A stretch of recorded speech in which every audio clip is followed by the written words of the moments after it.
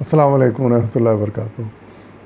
آج بھی آپ کے سامنے میں چند حدیث لے کر حاضر ہوں، سماعت فرمائیے۔ اعوذ باللہ من الشیطان الرجیم، بسم اللہ الرحمن الرحیم۔ یہ حدیث بھی علم سے متعلق ہی ہیں، اس لیے ان کا عنوان بھی یہی ہے، علم کا بیان۔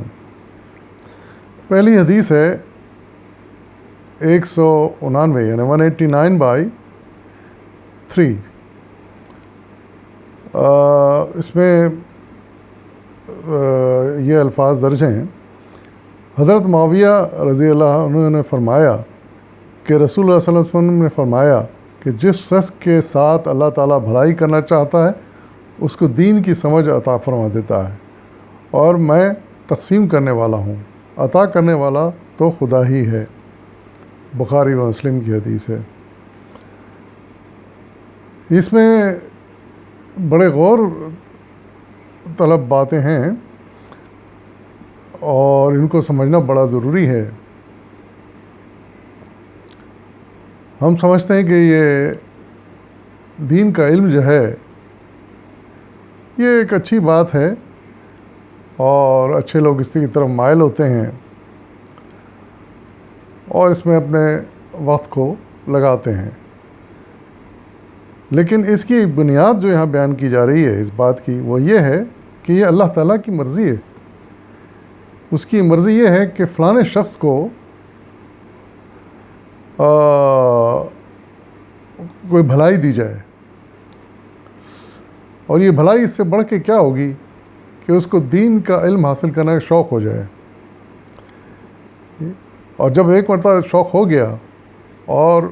اس کے علم حاصل کرنے کے پیچھے لگ گیا انسان، اس کی جدوجہد میں لگ گیا، تو پھر یہ سمجھ لیجیے کہ اس کی بھلائی ہے۔ دنیا میں بھی اس کی بھلائی ہے، اللہ تعالیٰ اس کے لیے راہیں آسان کر دیتا ہے، اور آخرت میں تو اس کا اتنا شاندار انجام ہوگا کہ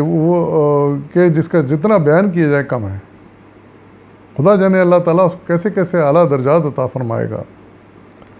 اس سلسلے میں کئی اور حدیثیں بھی ہیں جو علم کی بلندی کو ظاہر کرتی ہیں۔ تو حقیقت یہ ہے کہ واقعی جس شخص کو اللہ تعالیٰ بھلائی عطا کرنا چاہتا ہے، دنیا میں بھی اور آخرت میں بھی، اس کو دین کی سمجھ عطا کر دیتا ہے۔ یہ دیکھیے، یہ سمجھ کامن نہیں ہے، ہر ایک کو نہیں ملتی یہ سمجھ۔ یہ بہت کم لوگ ہوتے ہیں، 100 میں سے 100 میں سے 2 لوگ ہوتے ہیں جو دین کی سمجھ جن کو حاصل ہوتی ہے، اور حقیقت یہ ہے کہ ان کا شوق بھی ہے، اس میں ہوتا ہے، اور اللہ تعالیٰ کی یہ دین بھی ہے، کیونکہ اللہ تعالیٰ اس کے ساتھ بھلا کرنا چاہتا ہے۔ اور اسی میں ظاہر ہے کہ دین کا علم حاصل کرنے اور اس پر عمل کرنے میں ہی انسان کی دنیا و آخرت کی بھلائی ہے۔ دوسری حدیث ہے 191/5۔ حضرت ابن مسعود رضی اللہ عنہ سے روایت ہے کہ رسول اللہ صلی اللہ علیہ وسلم نے فرمایا، 2 چیزوں پر حسد کرنا ٹھیک ہے: ایک وہ شخص جس کو اللہ نے مال دیا ہو اور وہ راہ حق میں یہ مال خرچ کرتا ہو، دوسرا وہ شخص جس کو اللہ تعالیٰ نے علم دیا ہو اور وہ اس علم کے مطابق عمل کرتا ہو اور سکھاتا بھی ہو۔ یہ بھی بخاری مسلم کی حدیث ہے۔ تو بڑی اہم باتیں بیان کی گئی ہیں 2۔ پہلی بات یہ ہے کہ اللہ تعالیٰ نے 2 معاملات میں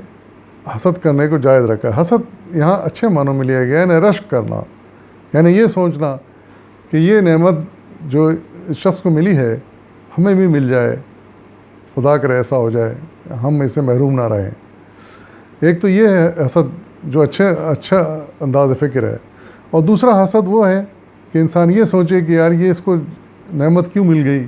یہ صلاحیت کیوں مل گئی، یہ اسے چھن جانی چاہیے، یہ اس قابل نہیں ہے کہ اس کو ملے، یہ اس سے چھن جائے کسی نہ کسی کی طرح۔ تو یہ حسد کا برا پہلو ہے۔ یہاں جس حسد کے بارے میں ارشاد فرمایا گیا ہے وہ اچھا حسد ہے، یعنی رشک، دوسرے الفاظ میں رشک جسے کہتے ہیں کہ کسی کا مال دیکھ کر آپ یہ خواہش کریں کاش میرے پاس بھی ایسا مال ہوتا، میں بھی اللہ کی راہ میں خرچ کرتا، تو یہ رشک ہے۔ اور پھر اسی طریقے سے دوسری چیز جو اللہ تعالیٰ نے کسی کو دی ہے، وہ نعمت بخشی ہے، وہ علم کا ہے، وہ علم ہے۔ اور علم حاصل کرنا تو ایک ہے ہی نیکی، پھر اس کے بعد فرمایا جا رہا ہے کہ اس کے مطابق عمل کرنا اور پھر اس کو آگے دوسروں کو تک پہنچانا، سکھانا، یہ بھی ایک بہت بڑی نیکی ہے۔ تو اس معاملے میں اگر کوئی کسی کو دیکھتا ہے کہ وہ نیکیاں کر رہا ہے وہ شخص، اور جتنا ہو سکے نیکیاں کمانا چاہتا ہے، خواہش کرتا ہے، تو اور اس کو نیکیاں مل بھی رہی ہیں، اس کو موقع مل رہے ہیں اور نیکیوں پر وہ اپنا وقت گزارتا ہے، تو یہ بھی چیز بڑی قابل رشک ہے۔ یعنی کہ انسان یہ سوچے کہ کاش مجھے بھی یہ توفیق ہوتی، میں بھی کچھ علم حاصل کر سکتا، کیا ہوتا میں نے، اور پھر اس علم کو میں دوسروں پر خرچ کرتا، اس کو علم کو بانٹتا لوگوں میں اور لوگوں کو سکھاتا یہ باتیں، تو یہ بھی ایک قابل رشک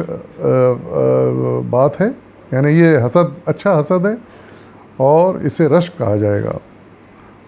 اور اگر یہ کسی قسم کے برا سوچے آدمی کہ اس کو یہ علم کیوں حاصل ہو گیا، یہ دیکھو کتنی نیکیاں کما رہا ہے، لوگوں میں کتنا مقبول ہو گیا ہے، کتنا احترام لوگ کرتے ہیں،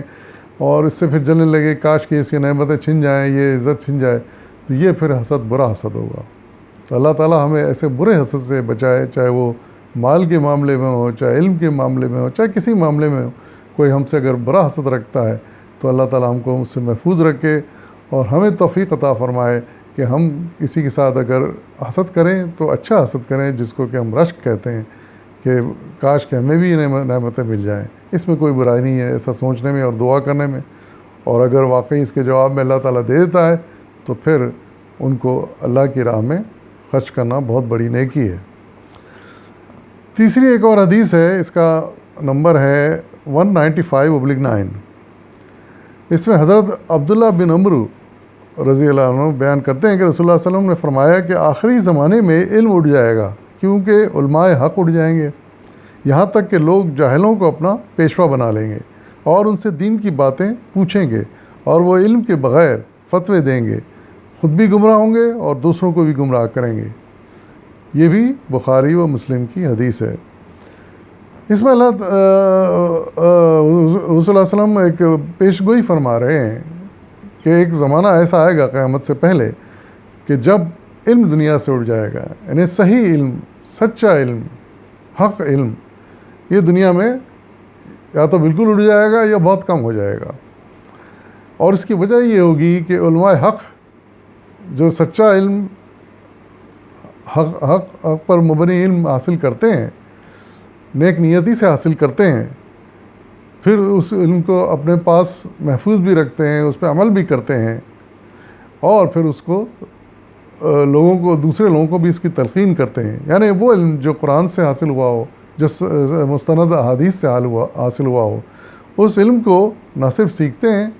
بلکہ اس پر عمل بھی کرتے ہیں اور دوسروں کو بھی اس کی تلقین کرتے ہیں، تو وہ علماء حق کہلاتے ہیں۔ تو ایسے علماء حق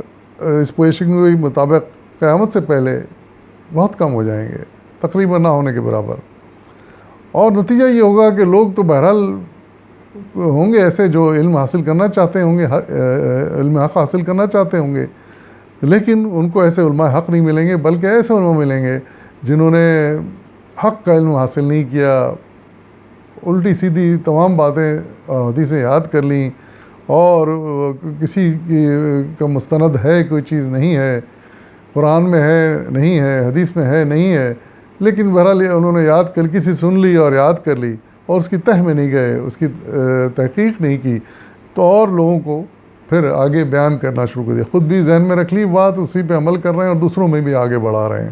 تو یہ جو ہے، اور فتوے بھی دے رہے ہیں، لوگ آ کے ان سے پوچھتے ہیں تو اپنی عزت رکھنے کے لیے وہ فتوے بھی دیتے ہیں الٹے سیدھے، چاہے وہ حق پر مبنی ہو یا نہ ہو۔ تو اس طرح وہ خود بھی گمراہ ہوتے ہیں، اور ظاہر ہے کہ ایسے مشورے یا فتوے دیں گے تو دوسرے بھی گمراہ ہوں گے۔ تو یہ ایک بہت بڑا غلط کام ہے، بہت بڑے گناہ کی بات ہے، اور اس آخرت میں اس کی ظاہر ہے کہ پوچھ ہوگی۔ اور جیسا کہ صلی اللہ علیہ وسلم کی حدیث ثابت ہے کہ آپ نے فرمایا کہ جس نے میری طرف غلط بات منسوب کی وہ اپنا ٹھکانہ جہنم میں بنا لے۔ تو اس لیے کوئی بھی بات آگے بڑھانے سے پہلے ضروری ہے کہ خود تحقیق کر لے، اطمینان کر لیں کہ بات مستند ہے، قرآن میں آئی ہے، حدیث میں ہے، تب پھر آگے بڑھائے۔ اور ایسے لوگ ہی علماء حق کہلائیں گے، اور جو اس کے خلاف کریں گے علماء سو کہلائیں گے۔ وآخر دعوانا والحمد للہ رب العالمین۔